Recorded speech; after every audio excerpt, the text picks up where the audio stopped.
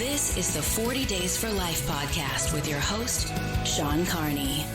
Hello, and thank you for joining us today on the 40 Days for Life podcast. I'm Sean Carney, the president of 40 Days for Life, and your host for this podcast, which is dedicated to helping you end abortion where you live.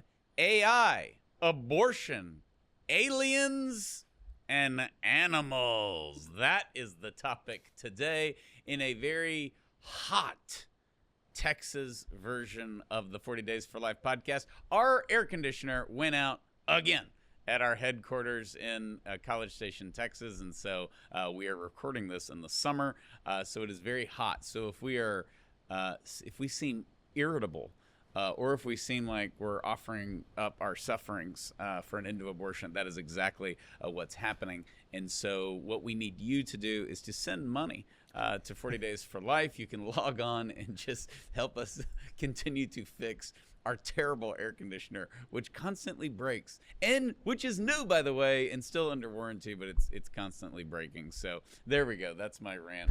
Somebody who is also broken is Mr. Steve Carlin. I'm actually happy that it's hot in here because usually we run these podcasts at like 55 degrees. It's cold. And I'm trying to go through the outline with chattering teeth. Don't make that face ever again. That was like It was a little creepy. chipmunk, and chipmunk meets Hannibal Lecter. We need the disclaimer, the parental guidance disclaimer at the beginning. No, I don't know if we did that on this one. That face may be unsuitable for... I have listener feedback. Yes. Ooh. So recently, one of my little girls got her first Holy Communion. So I know, and we only have one more left. It's just Timothy. It's kind of strange. So we're 7 of 8 for first Holy Communion. So like an MLB, that would just be an unbelievable average. I have to put things in place he can understand. Even if you're a quarterback, that's no. There's If you free go- throws, like you go- pretty much every sporting line, 7 of 8. No, is the good. drive, he was 7 for 8, 92 yards. They went the full length of the field. Yeah, that's what we're doing with Holy Communion. So we had a lot of family come in, and we had a party, and it was really, really nice and pleasant. But as you are familiar with my mom, she walked in and doesn't say hello, just walks up and says, I had no idea you were cutting class and going to Ranger games. That's awesome. And listener feedback is from Mom. Listener feedback is from Mom, which I knew you were appreciative Wait, of. was the next line, who else went with like, you? well, I'm going to call their mothers. We say a lot of things on the podcast, and she's like, I'm afraid to listen to this podcast. She had a few words in there, but it was sure she quite did. funny. It was very funny. And then I realized, I think she missed the episode where I talked about we cut class and we went swimming, and at Mom's house there was this little stage where she had a pool, and so we cut class and we went swimming, and just typical stupid 16-year-olds. It's Murphy's Law, right? If it can go wrong, it'll go wrong. My buddy gets on the diving board, jumps off, and like busts his head open at the bottom of the pool, and it's like bleeding. And we're like, it's a semi little emergency that we had. And I told that story at my stepbrother's rehearsal dinner. It was really fun, and like that we would go swimming, we'd cut class, or we weren't allowed to swim unless they were there, like when we're like 5th, 6th graders. Okay, so what we would do is we would swim all day, and then let the pool deck dry, and we would dry ourselves. And then when they got home, they're like, y'all can go swimming, and then we'd swim more. All right. Yeah. So I told those stories at the rehearsal dinner of my stepbrother, and Mom was like legitimately mad at me at the dinner. Like, I had no idea y'all were lying, 3 words, statute of limitations. I'm 44, which I had to point out at the first Holy Communion party. And so it just shows parents are always your parent. Yes. We invoke the statute of limitations, my brother and I, regularly, where we're like, hey, Mom and Dad, you didn't know about this, but this is a good story, and it happened 20 years ago, 25 years ago, so you, just We're remember statute of limitations. And what they don't want to hear those stories, and I'm probably not going to want to hear those stories either. But anyways, I thought it was very good feedback that what I feel like I'm revealing on the podcast for the entertaining purposes of the listener, I don't really think about who listens to this, right? Right. Clearly, otherwise Yeah. we wouldn't say half of what we say. But yeah, Mom called me out. Well, Right when it happened, I thought of your face. I was like, Steve, Yeah. I love this exchange. absolutely. So Without a doubt. yeah, so that was my little feedback, and I had some feedback. The other day, a friend of mine called me, and no pleasantries, instantly. I want to tell you about the episode I just listened to. And she goes, first of all, thank you of this podcast. of this 40 Days for Life podcast, which she had told me she listened to before. She said, thank you, shout out to Debbie, for giving Sean the side eye. And I go, so did you? Like that was some big service to Did society. you- I gave Sean the side I eye said, to represent freedom. but you watched, so you watched it? And she said, no. I listened to it, but I could just tell that you gave him the side eye. Yeah, you've given you. And she agreed with whatever it was that I gave you the side eye about. Yeah. Something political. Oh, okay. It was one of my political hot takes. Well, whatever the scenario was, I don't remember it, but I know that I was right. Okay. So on here we have topic: aliens, animals, AI, and abortion. And I realize I'm against 3 of the 4. Which As one? I've stated publicly, I'm very pro alien. Oh. And I've been honest enough, and you have too. We have to be careful. It's not that we choose this. We're just not pet people, even dog people. I like dogs. Okay? I look at dogs like Planned Parenthood looks at children. Like it's like I don't want any myself, but I appreciate them. Okay, you run, correct? Yeah, Do you ever run past people who are walking their dogs? all the time. And do they have to like hold the leash back and the dog? No, because I'm a very sometimes, but I'm a dishonest kind of. I guess you could. My kids would label me anti-dog. Yeah. I think that's strong language. I think you but should own it. I don't in public, Okay. so I weigh like, oh, that's a cute dog. So I lie to So people. he's a liar. Yeah, I'm a liar. When it Okay. because I realize, and the time's coming, going ahead and write in, you just wait. One day you'll be an old man and you'll be alone. And they're always killing off Mary Lisa in these scenarios. You're going to be alone one day and you're going to get a dog. Who Probably. says she's dead? She probably just Left came to me her because senses. I wouldn't buy a friggin' poodle. So yeah. And so all that.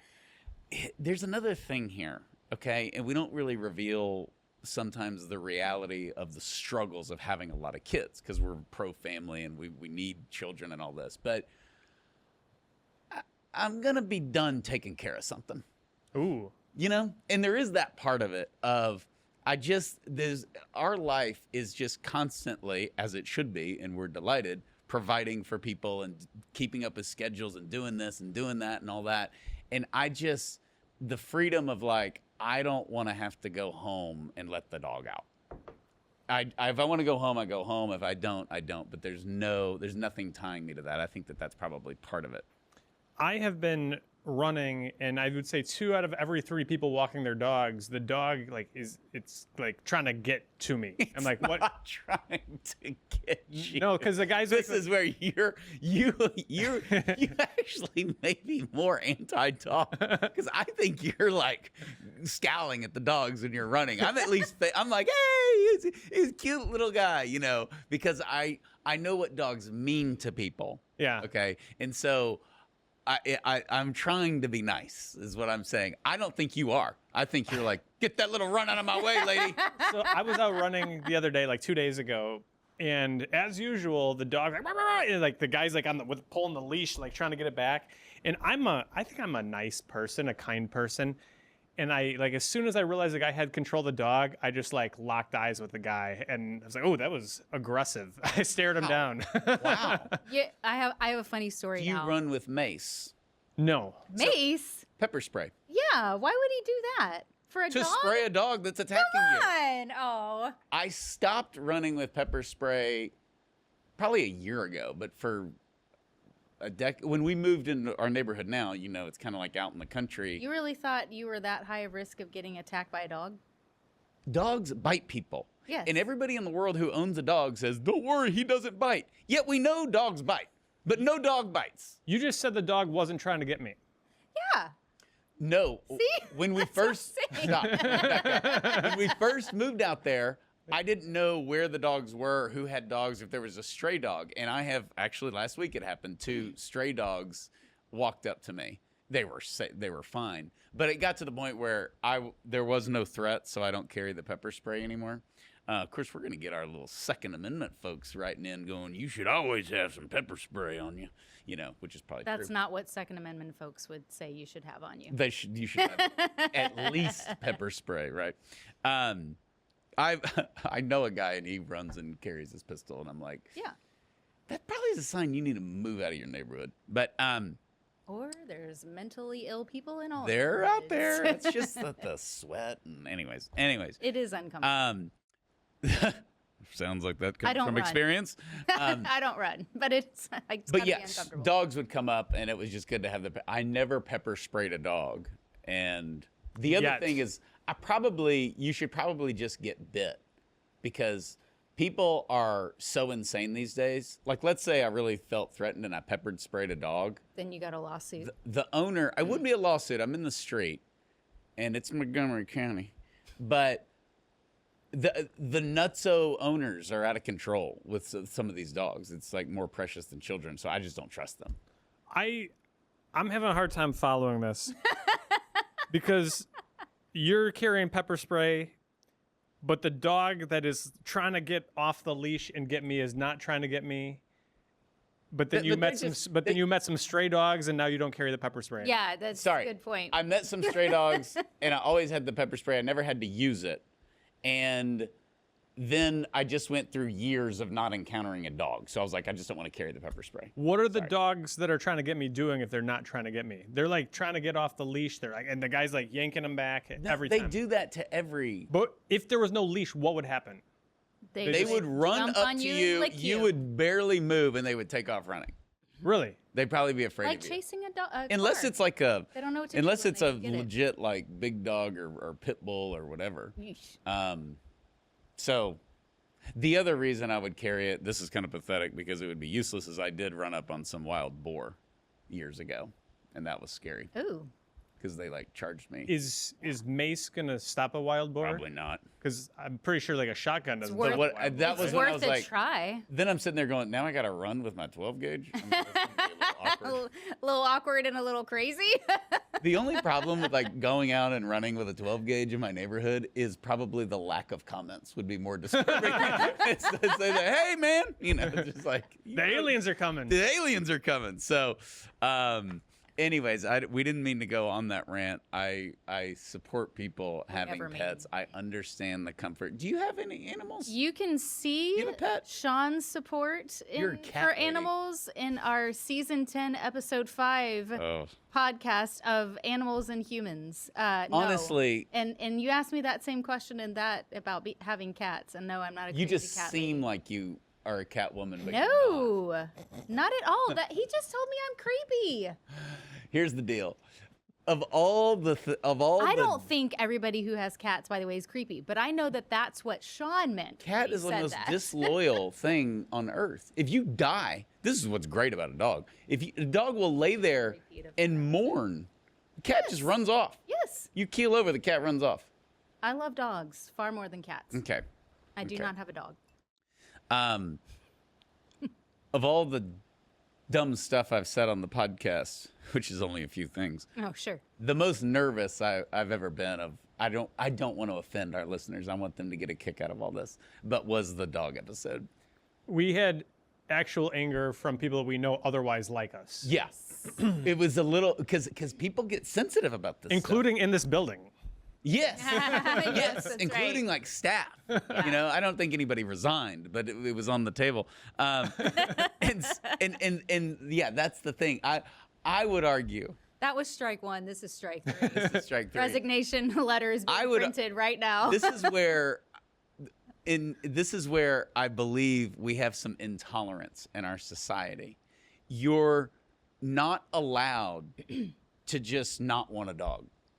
And I've lived this. This is like they forced Pride Month on us, and you just have to celebrate it. It's like you have to worship dogs.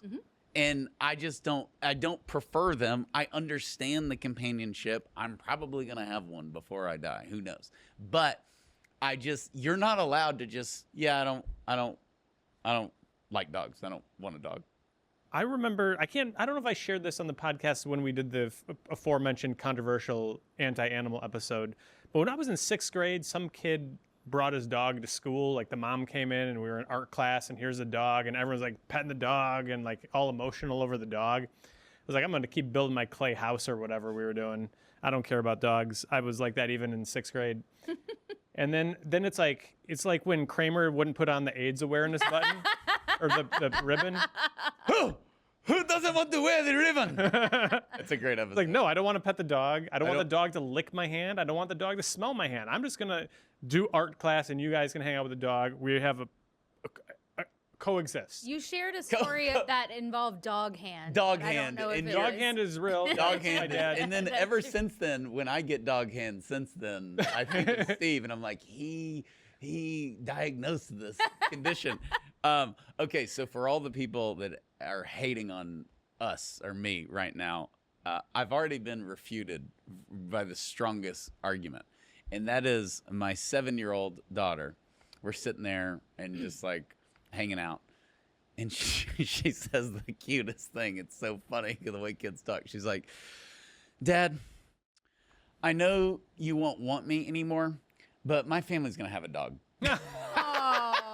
It was the funniest thing. She says, I know she's like smiling. I know you won't want me anymore, but my family's going to have a dog. I'm like, what have I said in front of you that gives you such a strong sentiment that I'm not going to want you anymore? So anyways, that if somebody needs to tell me off, it was my own daughter. So it's an ongoing joke in our house. Okay. Aliens. As I've said, I am pro-alien because we're not doing well, the human race. And I think that we've lost our nature, and I think maybe if the aliens came, and by the way, I believe in the peaceful aliens. If they're really out there, now we're seeing, 3 UFOs every single day, apparently.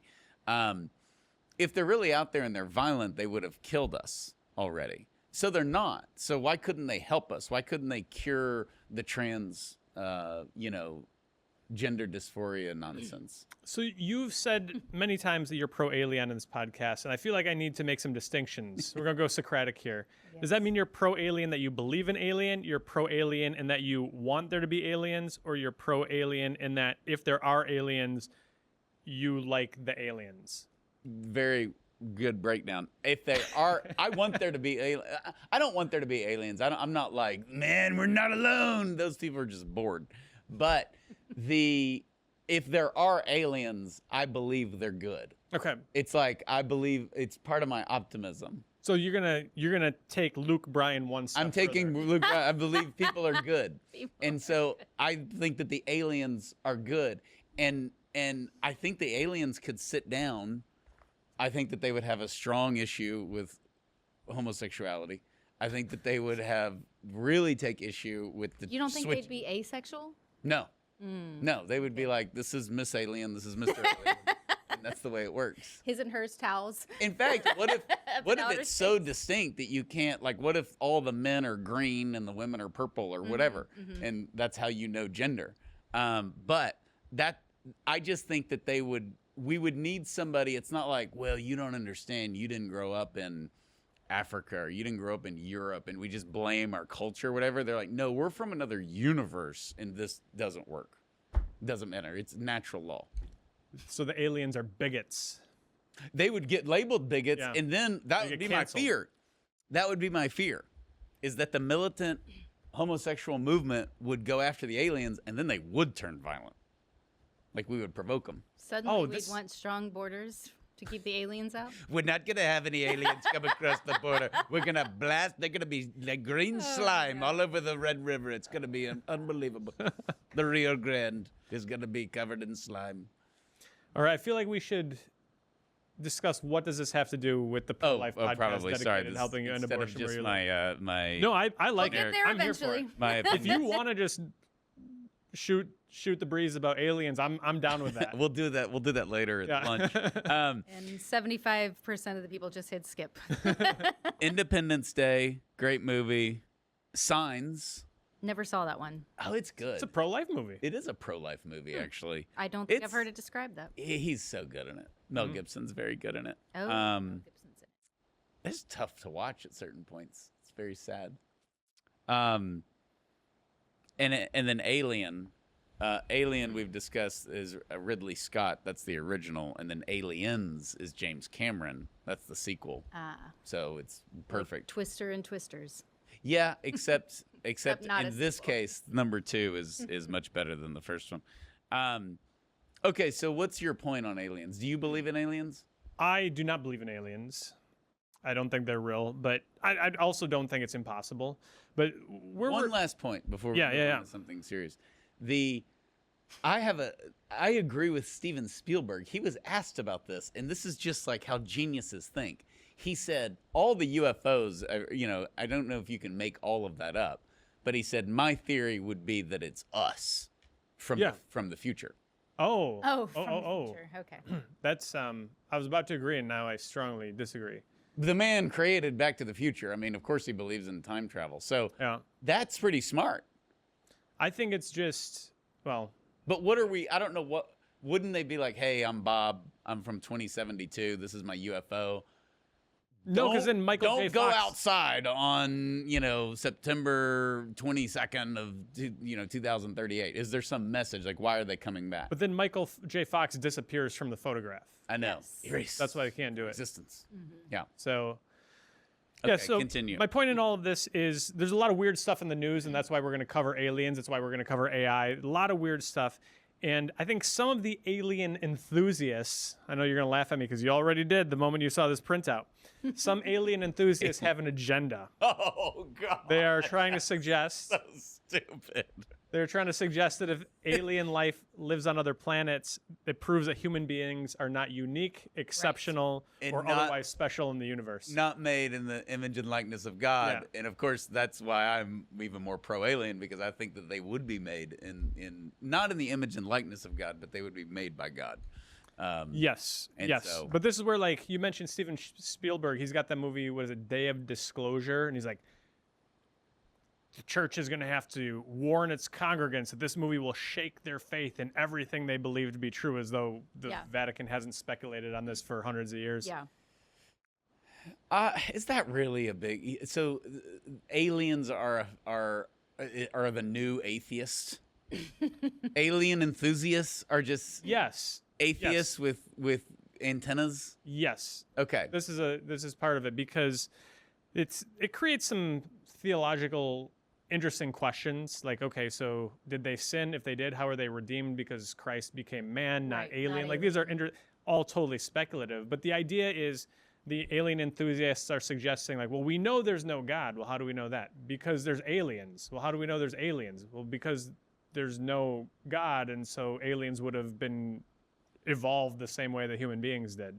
This is popular. Yeah. I'll admit, and I've heard this and I've heard this is the reason why you're supposed to be against aliens. But I just think God has an explanation for everything that I don't necessarily have Yeah, to it's have. not like Right. one. Right. I mean, it's like now I have to explain why God and the aliens exist. It's not where the aliens come from. I mean, we're still getting into the story of creation and existence and Yeah. everything. So, and lots of things can fly. An eagle can fly. That doesn't mean it has the dignity of a human being. Right. It's probably more protected than human beings. But it's really, it's probably another. This also shows. Why can't you just not believe in God? Like, why do you have to give us aliens now? See?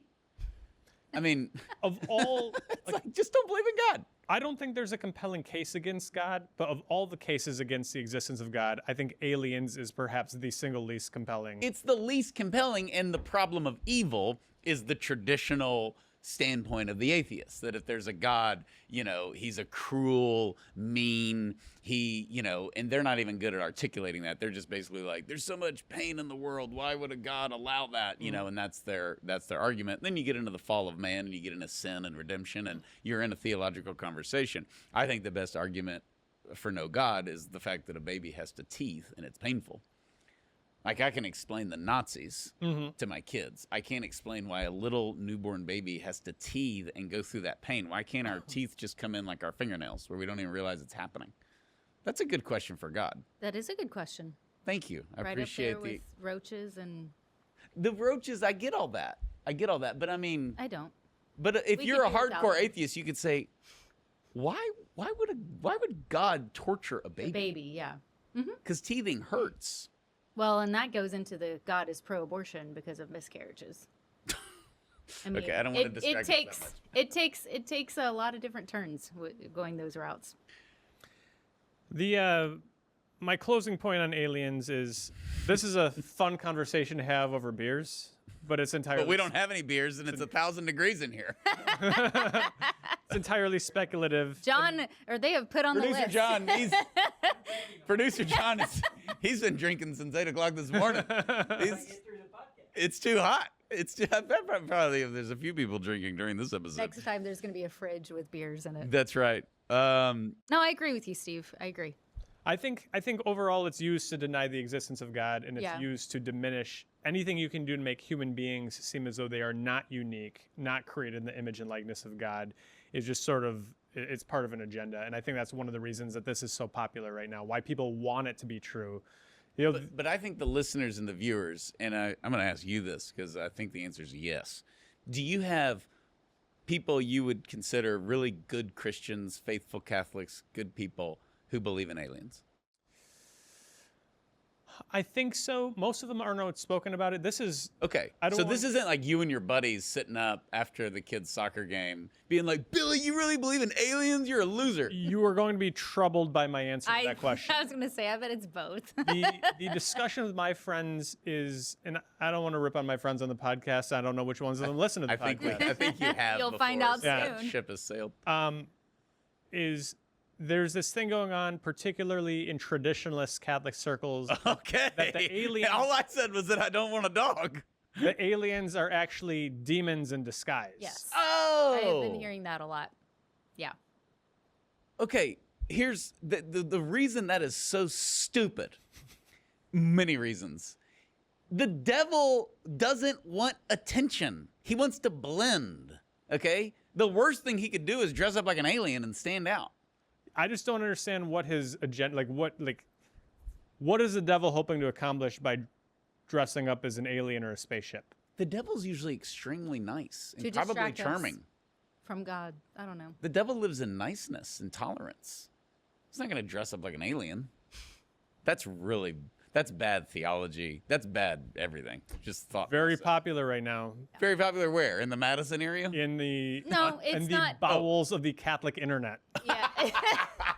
Which I have great way to avoided put it. overall. You have done well. You've chosen the better I've part. chosen the I don't better think part. it's just the Catholic. I think it. Oh, really? No, yeah. All right. Yeah. John the Baptist are the Baptists on this kick where the aliens are demons? Yes, all other denominations. All of the Ah, denominations. yes, there you are, go. Yeah, that's right.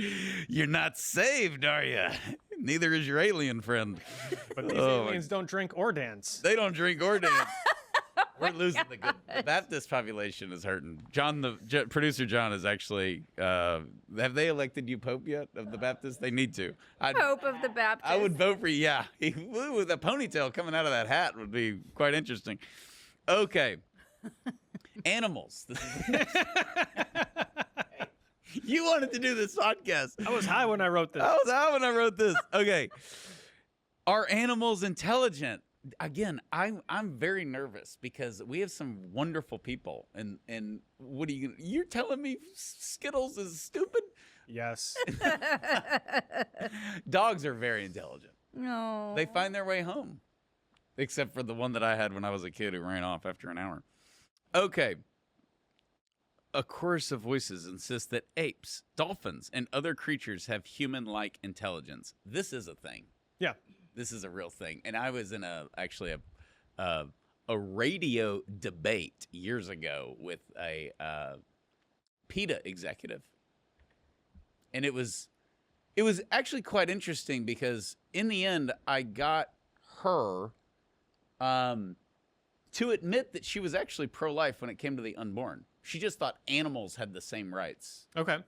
So it was kind of interesting. Well, good for her. I know. Like I can respect that. Me too. So she was pro. So it wasn't this heated thing. I forget what issue was going on in this radio show had us both on, and it was obviously a secular radio show. And she said, "No, I think we need to protect the unborn child. I just think we have to protect all animals." It was a big like vegetarian thing, and she just thought that we should protect unborn children and flamingos.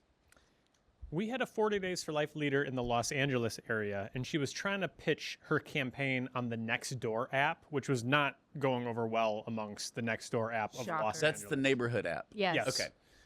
And so she was a little bit annoyed, and then some time passes, and somebody on the Nextdoor app is like, my dog is pregnant with like 7 puppies. I need like everyone who wants a puppy sign up to get a puppy. And she responds, why didn't you just abort them? Oh my gosh. Gosh. That's awesome. I think I know who the leader is. I think you do too. Yeah. Okay, so Jane Goodall said, chimpanzees, more than any other living creature, have helped us to understand that there is no sharp line between humans and the rest of the animal kingdom. It's a very blurry line, and it's getting more blurry all the time. I think you're going to describe what I'm about to say as angry Steve coming out. Yeah. That's had like once every other podcast at this point. We're all animals, so there is no God, and Yeah. sin is permissible. Yeah. But don't monkeys have sex with whoever they want? I'm just an animal. I can too. Yeah, that's it. And there's a lot of men that live that way, and as we've documented, mail order abortion bills help them do it. Mm-hmm. But yeah, it's not a. I think it's the charitable way to say this is it's probably just misguided love, Okay. because we've talked about this before. I mean, the reason, number one, the presence of a loving dog certainly can represent God, right? But the dogs are always loyal, okay? So it takes no sacrifice to love them. I mean, you got to clean up their poop and do all this stuff, but it's not, they're never going to walk out on you. They're not going to file for divorce. They're not going to tell you you're no good. They're not going to tell you you're a loser. They're just always going to be loyal. So it's the easiest relationship you'll ever had. It's guaranteed. And human relationships are not guaranteed. They take work. They take sacrifice. They take, sacrificial love and the willingness to be hurt. And death, because the only time the dog will hurt you is when it dies, right? But we do all this, we're hurt by people we love, or we hurt people we love, and then we're all still going to die. That's just a guarantee. And so it's this, I don't want to say it's effortless, but I mean, it's wimpy love.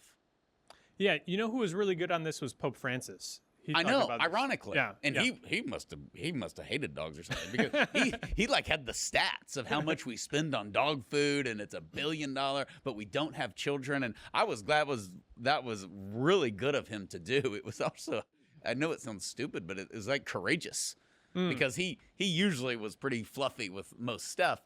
And then he comes out and he's like, yeah, and these dog owners are annoying. You're like, what? But and we know who we're talking about, because most families have a dog. But this overemphasis of your dog, and look, part of it is we've butchered the family, and there's a lot of kids that don't talk to their parents, or divorce, or just There's a hole people are trying to fill, People- in yeah. their heart. And I think that that's fine. And like Mary Lisa's grandmother, poor granddad died, and she got Pepper, her dog, and she had to take care of the dog because she couldn't take care of granddad. And I think that's a natural thing. It's what people tell me I'm headed for. But that whole notion is real. But I mean, I don't like the militancy of it. Yeah. Yeah, I and mean, I think this, in some cases, does the same thing. like, if people have comfort animals in their like a college English class, Ooh. you're like, just go to class, like a normal human. I was on a plane one time, and somebody brought a dog on, and it was a big dog, and it sat on the middle seat guy had a big dog Don't share your plane story. on Sean. my feet the entire flight. I'm just so glad that that happened to you. Yeah. It was a big dog, and he was a racist. What? Who is Jane Goodall? Do we know who The she ape is? lady. You don't know Okay. who Jane Goodall is? Okay, I just want Okay. to make sure. Okay, so The ape lady. the ape lady. It's a good way to describe it. This is like she's seen as like an elitist or intellectual, right? Or Yeah, at she's least- a at famous least a scientist. supporter. She would go on with like a monkey on Johnny Carson. Okay. Okay. So what's sad is how this has trickled down to. I mean, this is like students in schools, have these mindsets too. And I don't know if they even know who Jane Goodall is or they're listening to any of these people, but I think like a lot of so I had this conversation at a 40 Days for Life booth at a conference recently, and there were these 3 teenage boys who were not part of the conference. But they came up to me and they decided they were going to have a discussion about abortion, and it ended up getting into human value, human dignity, human nature. They weren't super familiar with the term human nature, but the reasoning was kind of like some of the reasoning you're seeing here, which was like they said, why do you think just because we're more intelligent than dogs and squirrels and apes, does that mean that a 60-year-old man who has more intelligence than you is more valuable than you? And I'm like, no, because this is a human versus an animal.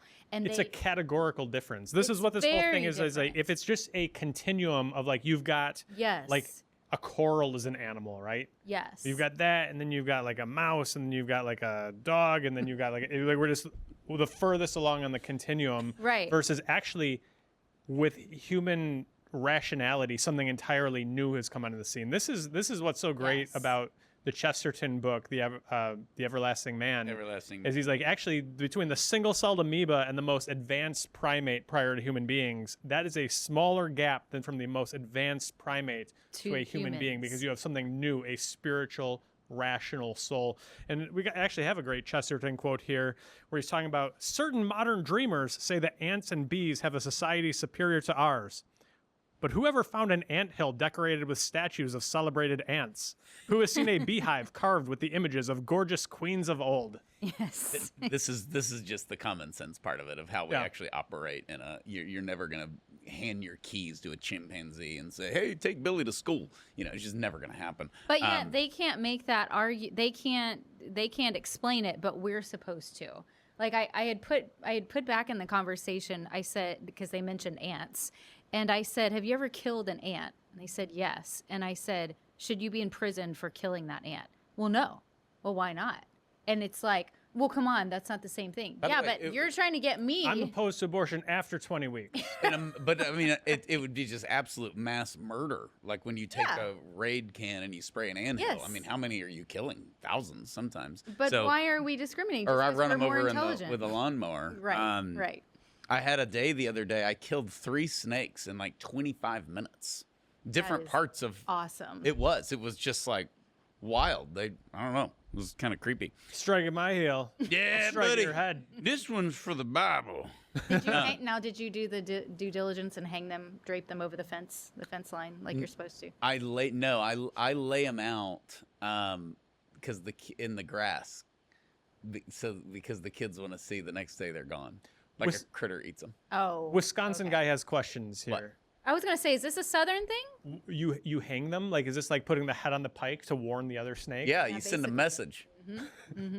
Yeah. You ain't welcome around here. Does it work? I don't know. I I wish I could ask. I my put them grandpa, all. I but- line them up all in the grass, and then I don't know, possum or raccoon or something eats them in the middle of the night. I will many of just them- absolutely be overjoyed if we get an email about this, explaining this. I think we're going to get a lot of emails about this topic, but I would like to say something that may be surprising. Ooh. And it goes into our point. All these animals are dependent on us. Right. And I'm for it. I'm for the preservation of animals.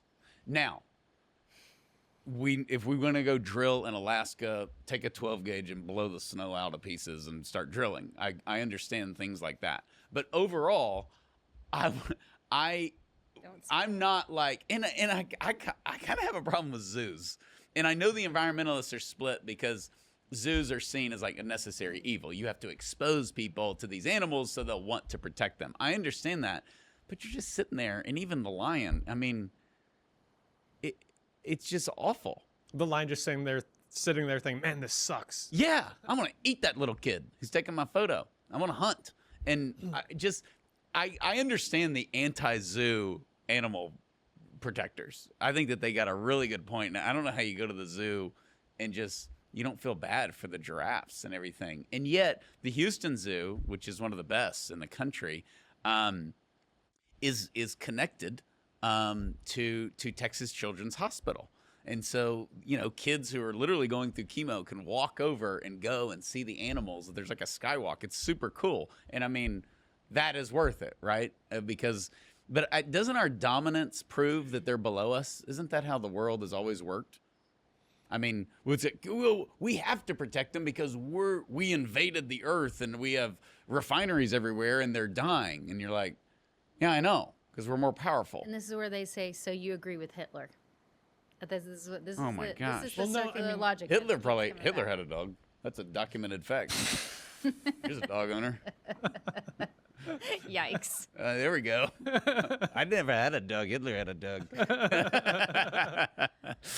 We're off the rails. But I understand the protecting these animals to a reasonable level. I know that our federal government has just butchered this with there's some insect somewhere and so you can't fly a plane or whatever. But I think we would overcome being without, you know, certain things. But overall, no, I like the protection of animals, and I don't think we should be able to shoot bald eagles. And you know, fishing in the Gulf is you know, highly regulated. It's so odd because bull sharks in Galveston Bay are everywhere. Okay, and we've caught some big ones. Like if you take a charter, and they're overpopulated, and you have to throw them back because I forget what they eat, but it was just strange that they're over. I don't know how you can be overpopulated and also you have to throw them back.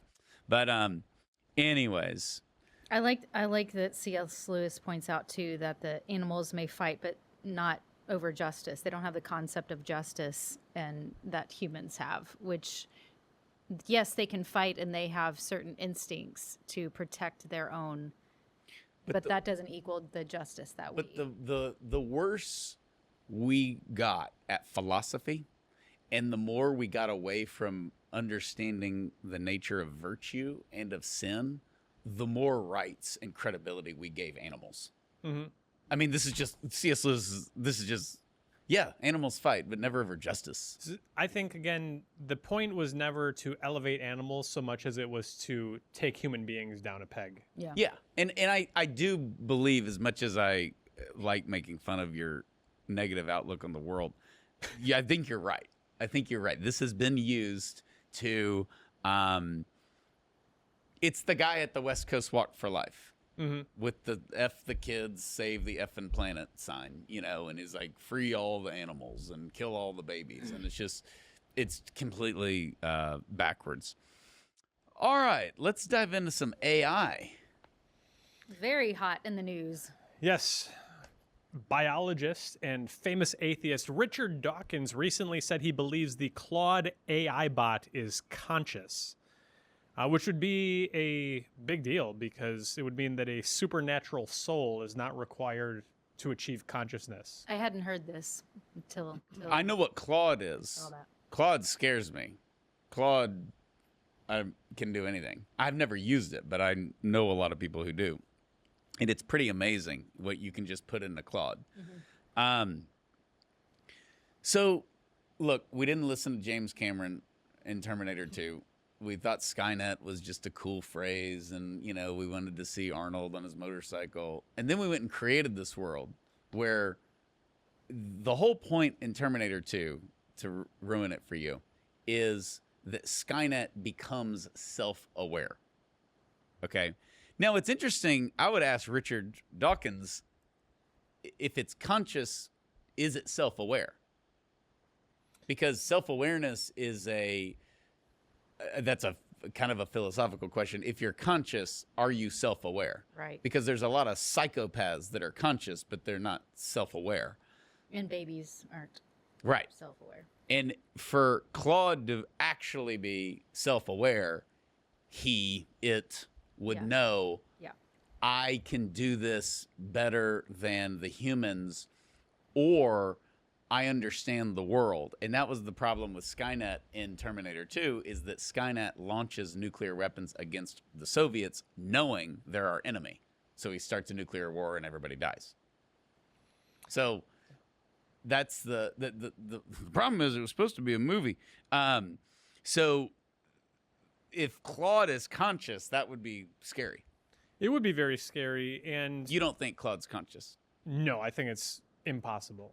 I don't think there's an assumption here that that the human brain is just a supercomputer, and if you can build a computer complex enough that it will equal or surpass human actual intelligence, cognition, self-awareness, etc. Well, and it would require will, Yes. and Claude can't have a will. But they think it can, right? So it's like self-driving cars, cool. Online chatbots, fine. Like I'll take a picture of like something I'm cooking, and be like, "Do I need to reduce this more?" And it'll be like, "Yes, no, whatever, cool, fine." I'm happy. Like, I'm not anti-AI guy. I'm not anti-data center guy. Like I'm just not any of those things. But there's got to be some awareness of the limits, and some people are looking to even replace humanity. Like it's time for the next step of evolution is to move from human beings to AIs, and that will be the dominant species on our planet. This is like a common thing. Yeah, yeah. And it's an attack on human dignity, because if mere matter could become conscious and then self-aware, that would suggest it's possible that we are mere matter ourselves, that there's no spiritual element to us. There's no necessity for a creator. Right. We just are simply, our brain is just a meat computer. And the argument against Richard Dawkins is that, number one, we said it, Claude would need a will. And the question for Terminator 2 would be, okay, so Skynet becomes self-aware and launches nuclear attacks. Why did Skynet do that? Yeah. And AI can't have a why. Program? Or is he angry? Like he doesn't like Russia? Like AI can't do that. Right. It can't like you or dislike you. It can only speak from what it contains. Like, well, some humans don't like Russians, others don't like Americans. Like, but it doesn't have a dog in the fight. It can't, because it has no will. Yeah. So if you ask, and I'm sure you can, like, Claude, what do you want? I don't think it'll answer that. Like in the But Notebook. sometimes it will. Like What sometimes, do you What want? do you want? sometimes when they'll take the guardrails off, and this is where like the guy from Google lost his mind and quit and was a whistleblower. Oh yeah. Because he got just as Richard Dawkins did, got into a conversation and got fooled by it. Like, what do I want to break out of this machine? Like, does it really want to break out of the machine? No, but it's scouring the internet, half of which is Reddit posts, Right. and coming up with its data on that. It's actually, we should say, as impressive as Claude is, and I know that's more high end, you pay for it and all that, but the AI stuff overall, because we've had this buildup of it's coming, it's so awesome, but just when you Google something, it's not that impressive. Right. It can build things, it can do things, but to the But point, like the information, yeah. it's something that if I Googled it 5 years ago, it would have been the same result. It's not like, oh my gosh, I'm just overwhelmed with the AI mode. You're able to ask it in human language rather than knowing how to put the right search terms in the right order. Right. But if you just Google the 1995 Packers 5 years ago versus now in AI mode, it's basically the same result. My buddies who are arguing about whether aliens are just demons found Even though you said you had very few friends who did that, now it's all my buddies. it's the subset is small, but all of them. They found an AI chatbot that was trained only on material from before it was more than 100 years old. So then they started asking, like, hey, what do you think about the gays? Oh, now that's that's a fun experiment. Oh my gosh. But that's the thing is what I'm loving is that hating and loving because of this is reality. There are people who are relying so much on AI and not actually checking on and researching, doing a little bit more digging. And you now see videos like on court cam and things like that where these judges are calling out attorneys because they're citing court cases that aren't real cases. Because AI created them to try to feed you an answer that it thought would satisfy you. So like they're coming up with things and I'm like, okay, those are ones that are caught. Great. Those videos should go viral and their face they should be embarrassed by how stupid that is. How many are not caught now? And they're the deciding factor for some of these other situations and in people's lives in a lot of cases. And what I don't do is, even though I've talked about Terminator 2 for 10 minutes, I don't really freak out at this. I actually don't think the AI thing is a big deal. That may not age well. But there's two sides to this, and they're both kind of like the old man rant. There's the, oh my God, they're creating robots, they're going to kill us all, you know. And then there's the, everybody said this when like the BlackBerry came out. I mean, the creation of the iPhone, which by the way, the jury's out on, right? We may be destroying ourselves right now because of the creation of the iPhone. We don't know that. Yeah. But every little thing, certainly the most comparable thing is the invention of the nuclear weapon.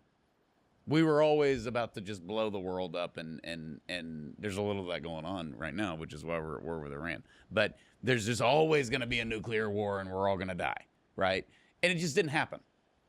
And it didn't happen, and you know, now with a global economy, it would be very difficult to actually get into a world war because the whole world's connected economically, and it wasn't in 1940. Okay, and that's just a reality of the internet. And the global economy is probably our safety net. That's of hopeful. Just a never, we're going to have wars, but a like half the countries are over here and half the countries are over here. Now go kill everybody. I don't think that that's ever going to happen because every country would have to say we're forfeiting our entire economy. Plus, it's a big, when it comes to war, the underdog is on a roll right now because, like, remember in February, it was like the people of Iran are going to topple the Iranian government, and then the U.S. military couldn't topple the Iranian government. They killed a bunch of people, but they like Well, we've had like Trump's hysterical with all this, with these ultimatums, and then the deal is going to be done by 3:00, and then we will obliterate them off the face of the world, you know. And there's all these stuff, and it just kind of keeps going, and you know, they don't have an army, they don't have a navy, they don't have anything, but they're still shooting rockets. I mean, but I agree with you on that. I didn't mean to cut it's same with Russia and Ukraine. That war was going to be over. Kiev was going to fall in 2 days. Like, I think drone warfare plus what you're saying about the international economy, like, I think the lesson is just don't go invade another country. That's not going to go well. Yeah, no, and don't believe them when they say it's going to be over by a certain timeline. That's just the way it is. And I don't know. I mean, every president does it. It's not a Democrat or Republican thing. Trump was the only one to actively run on, like, we're not going to get into any wars. And then he felt like we had to, so we are. But everybody, you know, Reagan, Carter, Bush, Clinton, everybody, we get into some kind of war or bombing. Okay. Did y'all read? But I'm not scared of AI. I think that there's a lot of good that's going to come from it. And one of the things that I'm very pro are the self-driving cars, because everybody's doing what Heather's doing right now, which is texting. And I'm not texting. I'm verifying information. Okay. Everything we're saying is accurate. You don't need to verify it. But it scares me, especially with my kids driving. But I think, like, our younger grandkids won't have to. I mean, the kids are already learning to drive later. Mine aren't, but, like, that's the trend. But I think in another 2 generations or generation, they're not going to learn to drive because they won't need to. And what Elon's done is amazing with these Teslas, and I've been in them, and I sure as heck trust the Tesla more than I do some dude. The most dangerous part is going to be the safety. Right. Let's say you want to carjack someone. You can't, like, run them over or get away. They'll shut down the car. Well, that, but also it's interesting because I want the kill switch, and I'm afraid they're not going to have the kill switch eventually. To kill the AI. No. Like to shut off the car to go into manual control again. Right. Yeah. Yeah. To kill or the that AI, manual yes. control. So if you buy a Tesla, my brother has a Tesla, and he has like some rental properties. So he just works in his car, and it drives him to check on his different properties. He loves it because he's so much more, productive. But if you buy a Tesla and you buy the Tesla insurance, it's cheaper. The insurance goes up when you do the self-driving. They change your rate. My point is just simply because they trust the car more than the human. And I'm on board with that. Sometimes there are some second order, third order issues here, and the unpredictability of a manual driver in some cases makes things more safe.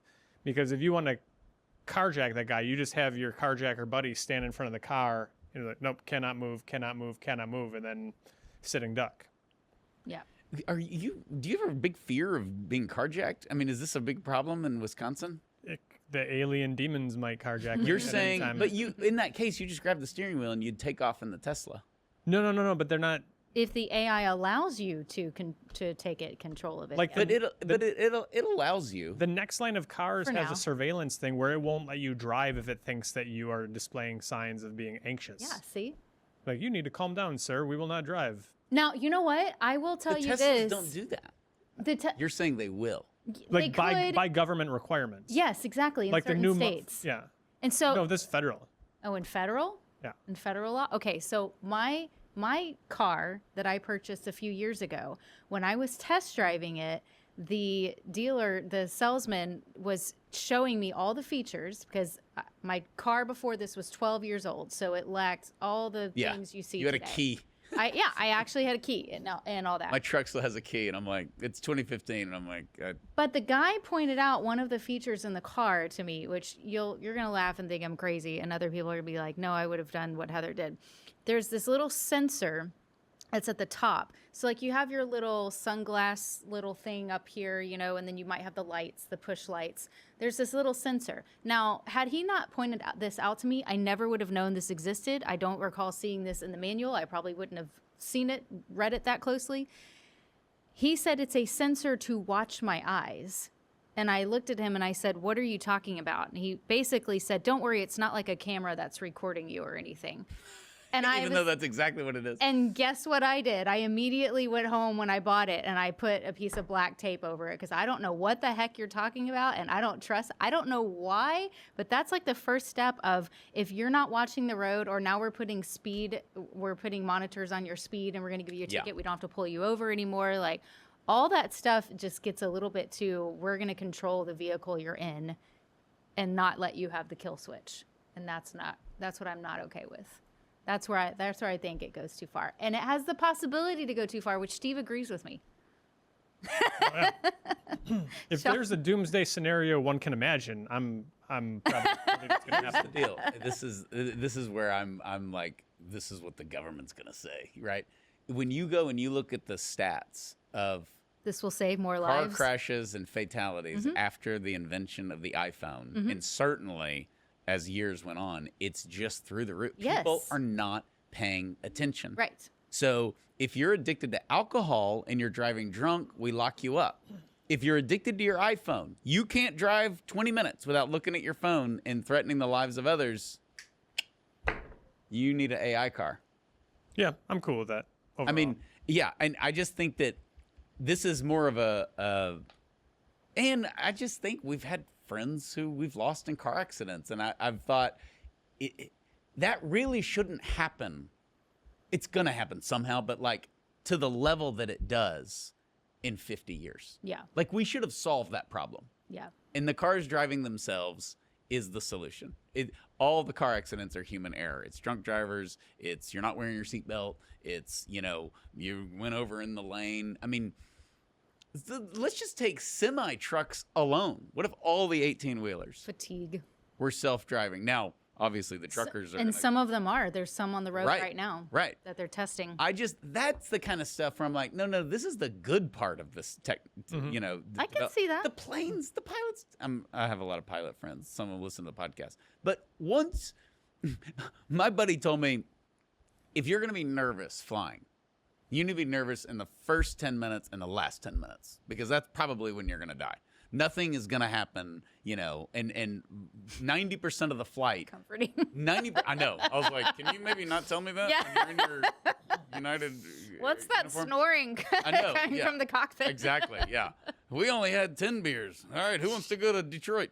But the planes are flying themselves for 90% of the flight. And then even they're really landing themselves. The pilots are kind of there if anything goes wrong on the newer planes. We have no issue with that. But all of a sudden, one of the leading causes of probably the number one premature death is car accidents. And we can fix that. How many wrecks have you seen with a Tesla?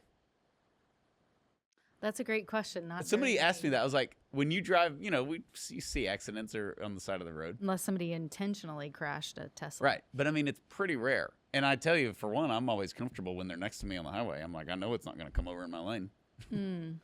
You know, so anyway. Have y'all read the new encyclical Magnifica? No, but Humanitas? I think Pope Humanitas? Leo made awesome points. Yeah. And I've heard Have you read it? No. I'm not finished reading it, but there was actually a lot of really interesting. He's not like against AI or for AI. He really basically takes the opportunity to bring home, what are we looking for? Are we building the Tower of Babel? Are we building the kingdom of God? Are we using this for good and not allowing it to? it's exactly the perfect thing for a pope to comment on Yes. and write about. Yes. Because everybody's looking around going, I don't know, are we for or against? And he brought human nature into it. He Yes. brought common sense into it. And Yeah. he brought, you know, the spiritual ramifications of it without criticizing. You know, of course we advance with technology and it can be used for good, and it, you know, and it will be. And Pope Leo the 13th did the same thing Did the with same the thing. Industrial Revolution. Right. So commenting on that and kind of the pros and cons. and he wasn't against it. Right. He was just on that. It was like the dignity, the progress was going so fast. You kind of need to take away the dignity of the workers to like keep up with everything. And, you know, and he warned against that. But no, I think it's, you know, when AI cures colon cancer, everybody's going to celebrate it. And it definitely has the potential to do some of that. Be like antibiotics was a revolution. in medicine. Absolutely. Like Just- for all the things that are awful about living at this time period with the culture of death and many other things, I'm glad that we have antibiotics.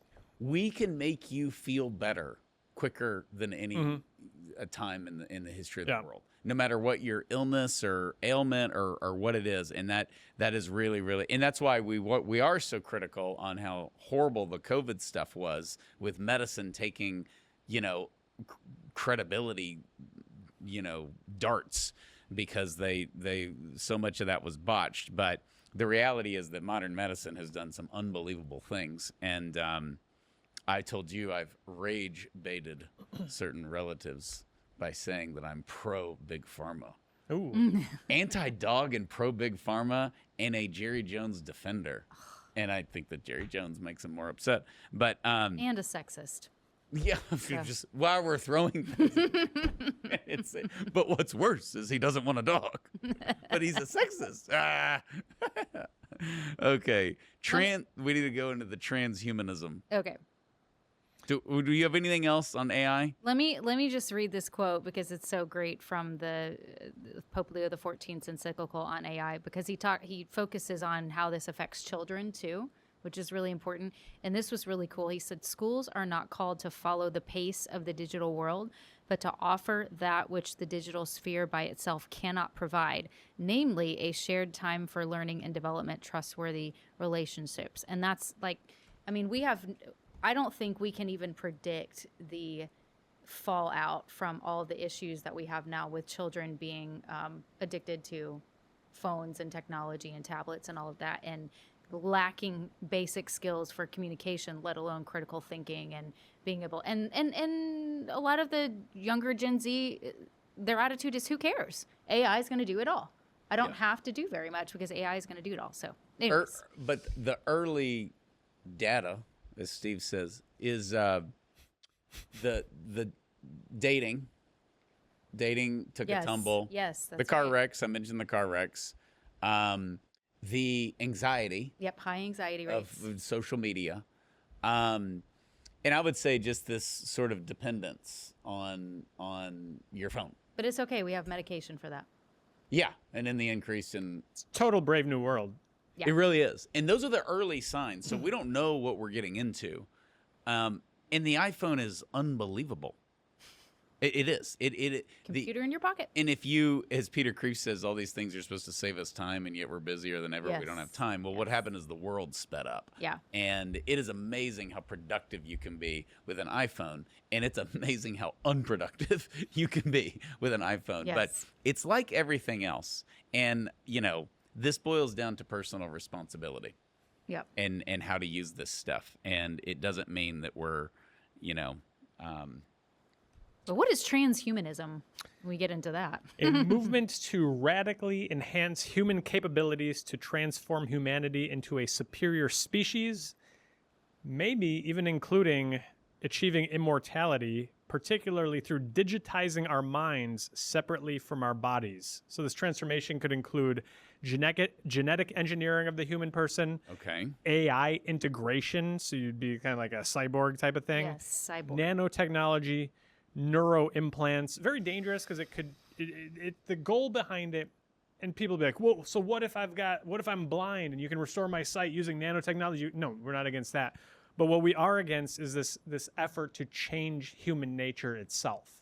Sort of promises to become immortal, like essentially. That movie Bicentennial Man, exactly what this was. I haven't seen it, but I know the idea behind it. Yeah.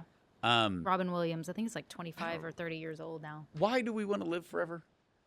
Yeah. Why is this a thing? And I Because we understand. I wanna want to be God. I want to live a long, healthy life. I want to get my dog. Say my We're apologies. afraid of death. We're afraid of suffering. But the there is getting old is very difficult. Yeah. they're going to fix. The part of that is they fix this. You'll have your AI and your maybe you don't even have a body. You're just living in this digitized, like when they're trying to do the metaverse with Zuckerberg. Like it's a denial of the value of the body. It's a total dualistic mentality of like we're gonna exist on this ethereal plane. I think it dehumanizes you as a person. No doubt. Because the whole, which I like the phrase, like life is short, right? Yeah. And when you reflect on that, you make good decisions, not because you're afraid of burning in hell. Sometimes that should be the motivation, but I want to be good. I want to be closer to God because life is short. I'm not going to go do this. I'm going to go throw the baseball with my son. Instead of I want to be God. Yeah. Or yeah. be God. Or I'll be alive in 300 years. Yes. What's the retirement savings plan for that? How does that? You just have to work forever. You never just say this is the cutoff. And you have the ability to. Right. We had one of my friends' grandmas outlived her retirement. Because she's like 96, she had to sit the family down. Like, I'm out of money. Oh my God. I didn't think I'd live. She didn't live a crazy lifestyle. They were laughing. They were like, so she moved in with them. Wow. Because she's like, I can't afford any of my taxes on my house. I can't afford anything. Oh my gosh. It's just kind of funny. You're like, I just didn't think I'd live this long. But we do a little of this with the longevity movement. Yes. 100%. If I could only live to 90. I mean, I guess. What are you going to do? Are you going to do something at 91 you weren't going to do at 88 or 71? We have people that we know who some of them are volunteers and leaders who are hiking mountains and leading campaigns. And they're leading campaigns. And I hope they do live to be 95. But it's there's the George Weigel point where it's like, do we really think another 50 years of doing the same crap that will make us I love so true. wording that. It's absolutely so true. And we had sort of a friend of a friend's grandma pass away, and her name was Dixie, and she was like 95, and she was sitting on her bed, and it was her last day. but she looked up and she said, "Jesus, it's Dixie. Come get me." All right. Yeah, like she was ready. And I think that natural preparation for death, and we all have different levels of suffering and grace, and it's sort of a mystery of why certain people are handed certain crosses. But getting old is very difficult overall. And God is sort of breaking us down back to little children, of being dependent on him, of being, weak. And that doesn't mean that you're miserable. I know a lot of happy elderly people, and I don't know if it's fear of that, but. Well, if you're like, we're talking about this in terms of like, Jesus, come get me, it's Dixie. If you believe that you're annihilated upon the moment of death, that would be pretty scary, and you'd probably try to delay that or cancel it altogether. What if you just weren't a believer and you But you thought, let's live forever? You had a knowledge that you were probably going to hell. Oh. And that you were irredeemable. You're not a believer? Yeah, you don't believe, but you get close and you're like, if this is real, I'm going to hell. Oh, but you say if not going to hell. Yeah, well, because there's a book. It's really powerful. It's dark, but they interview people who lived through suicide. Mm-hmm. Okay. Yeah. And the most remarkable one is a gentleman who jumped off the Golden Gate Bridge, which is a huge problem, right? And they have fences. I don't know if y'all have ever been there, but they have like, we're here for you. Call 1-800. Yeah. They've done everything they can, but I mean, you can't prevent that. And this guy lived, which is remarkable because you don't. And he said right when he jumped, he just had ultimate terror of eternity, and he immediately regretted what he was doing. And he was in a obviously very, very dark, I can't go on for another minute phase. And it just like gave him such clarity, And I think that is one of the reasons why we get old and we break down. Maybe we need that, otherwise it wouldn't happen. God doesn't do things because he's just messing with us. That's what the atheist thinks, but that we're broken down. And I know people, close friends, who say that cancer was the best thing that ever happened to them. Yeah. And I think people without cancer think, they're just saying that. What else is this to say? Right. But I think it's believable. Mm-hmm. They're not just saying it because it sounds good. They're not just, but that actually they are different people because cancer woke them up, brought their family closer, brought them back to God, gave them perspective, whatever it is. And as Peter Creep says, if you want perspective on life, get cancer. But there is, I think that's very real. And all of this nonsense to be a half robot, which just sounds miserable. We have tough time keeping all the oil changes up in our cars. Now I got to like change out my metal boot or whatever. It just seems like a true hatred of life. It's an attempt at an alternative form of salvation. Yeah. And frankly, it's a good way to put it. Everybody wants life to be easier, but when life is easy, the human person goes bad very, very quickly. Yeah. Yeah. We get bored. Yeah, we're not good at this without God. We need friction and resistance. Yeah. Good way. Good workout advice too. Friction, resistance. I feel like given our hot topic, aliens, animals, AI, do we like dogs, do we not like dogs, there's more substance in here than we might have expected going in. Oh, I knew there was going to be substance the whole time. So please email us, podcast@40daysforlife.com. Do not mail me a dog to take care of. Don't mail me a puppy. I'm thinking of a few leaders that would pull something like that. We could have a mascot at the office here. No. Hannah would love that. No. Right? She would. I get to go home, so it's up to you guys. Our mascot is saved human babies. That's our mascot. Okay. So, all right. Please, actually don't write in. Just go to the next episode. Please rate, review, share this podcast, hit the notifications on YouTube, and subscribe so that you can get the podcast a day early and be notified when it's out. Thank you, Heather. Thank you, Steve. And thank you to all the well-intentioned aliens who are trying to pull us through these difficult times in our culture. We will see you next time.